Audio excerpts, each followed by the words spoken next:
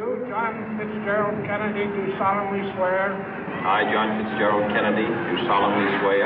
That you will faithfully execute the office of President of the United States. That I will faithfully execute the office of President of the United States. And will, to the best of your ability. And will, to the best of my ability. Preserve, protect, and defend the Constitution of the United States. Preserve, protect, and defend the Constitution of the United States. So help you God. So help me God.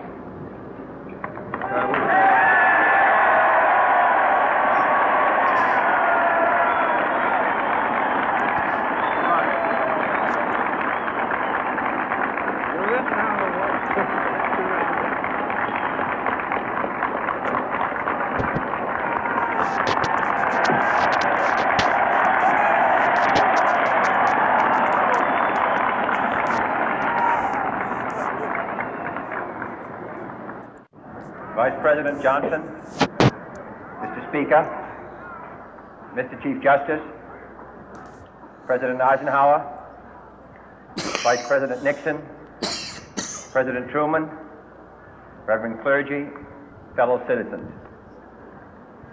We observe today not a victory of party, but a celebration of freedom, symbolizing an end as well as a beginning, signifying renewal as well as change. For I have sworn before you and Almighty God the same solemn oath our forebears prescribed nearly a century and 3/4 ago. The world is very different now, for man holds in his mortal hands the power to abolish all forms of human poverty and all forms of human life. And yet the same revolutionary beliefs for which our forebears fought are still at issue around the globe. The belief that the rights of man come not from the generosity of the state, but from the hand of God. We dare not forget today that we are the heirs of that first revolution. Let the word go forth from this time and place to friend and foe alike that the torch has been passed to a new generation of Americans born in this century, tempered by war, disciplined by a hard and bitter peace, proud of our ancient heritage, and unwilling to witness or permit the slow undoing of those human rights to which this nation has always been committed and to which we are committed today at home and around the world.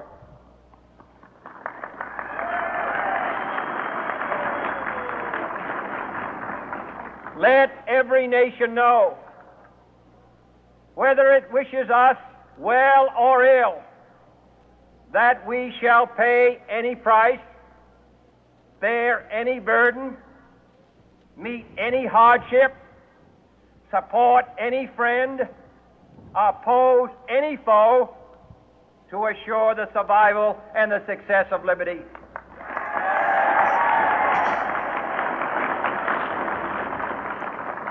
This much we pledge and more. To those old allies whose cultural and spiritual origins we share, we pledge the loyalty of faithful friends. United, there is little we cannot do in a host of cooperative ventures.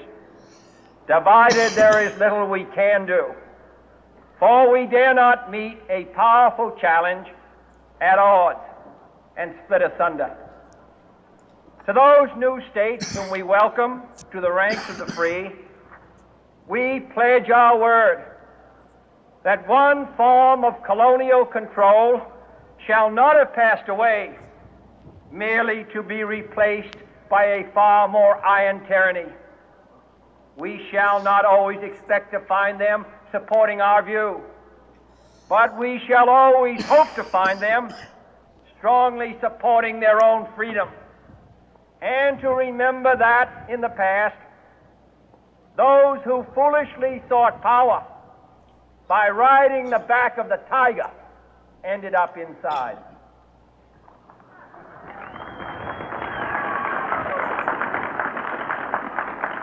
To those people in the huts and villages of half the globe struggling to break the bonds of mass misery, we pledge our best efforts to help them help themselves for whatever period is required, not because the communists may be doing it, not because we seek their votes, but because it is right.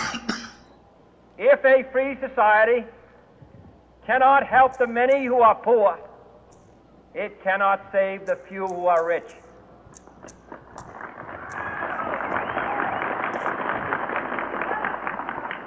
To our sister republics south of our border, we offer a special pledge to convert our good words into good deeds, in a new alliance for progress, to assist free men and free governments in casting off the chains of poverty.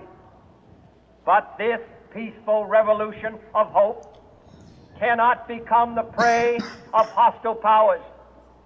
Let all our neighbors know that we shall join with them to oppose aggression or subversion anywhere in the Americas. And let every other power know that this hemisphere intends to remain the master of its own house.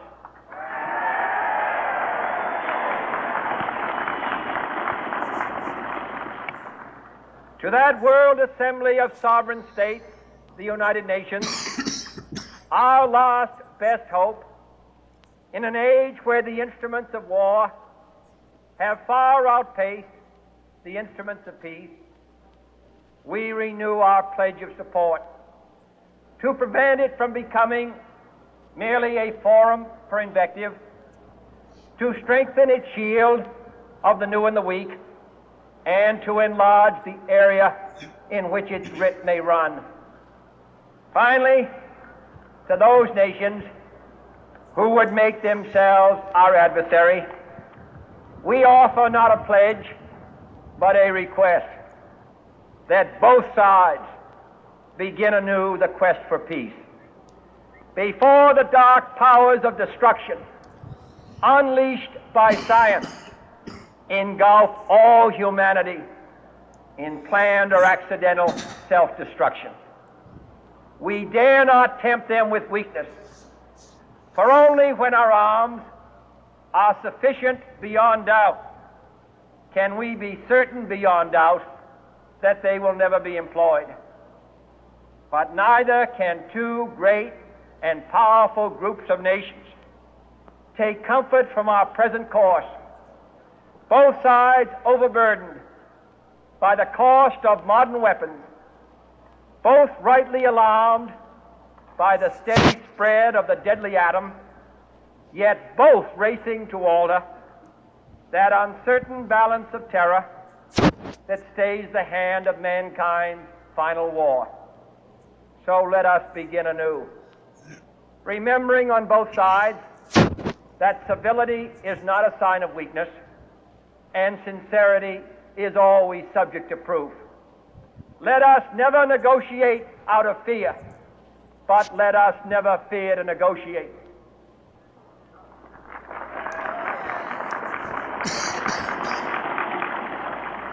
Let both sides explore what problems unite us, instead of belaboring those problems which divide us. Let both sides, for the first time, formulate serious and precise proposals for the inspection and control of arms, and bring the absolute power to destroy other nations under the absolute control of all nations.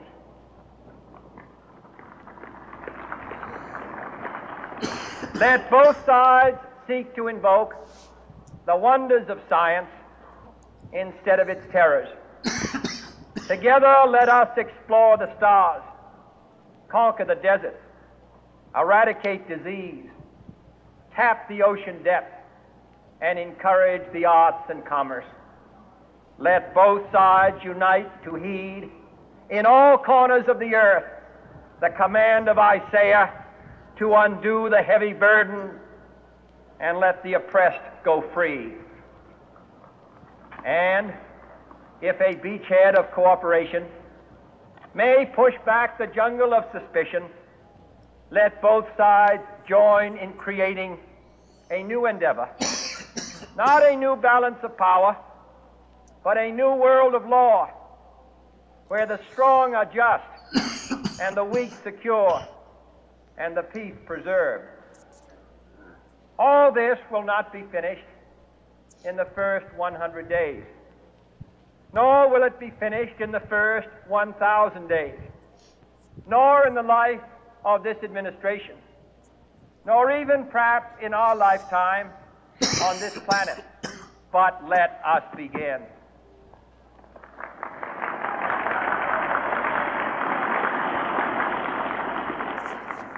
In your hands, my fellow citizens, more than mine, will rest the final success or failure of our course.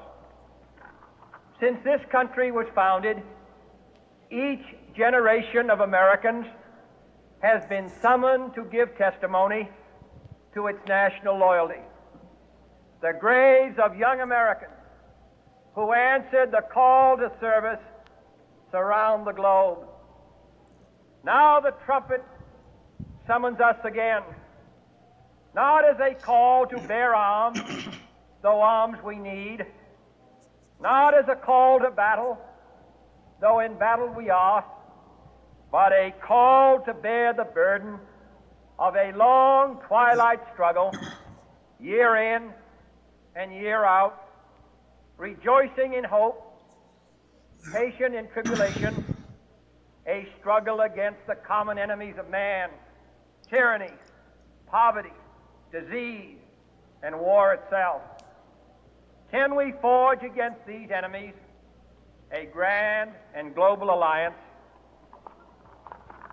north and south, east and west, that can assure a more fruitful life for all mankind? Will you join in that historic effort?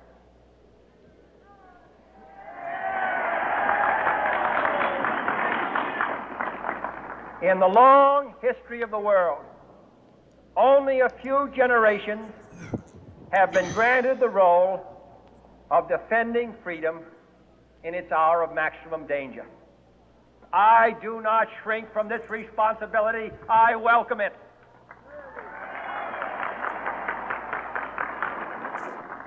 I do not believe that any of us would exchange places with any other people or any other generation.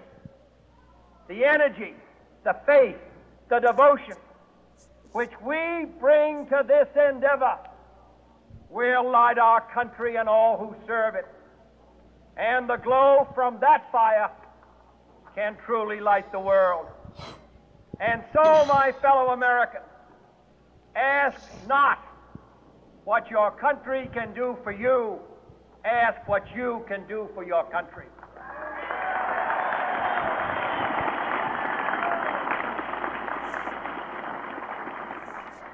My fellow citizens of the world, ask not what America will do for you, but what together we can do for the freedom of man.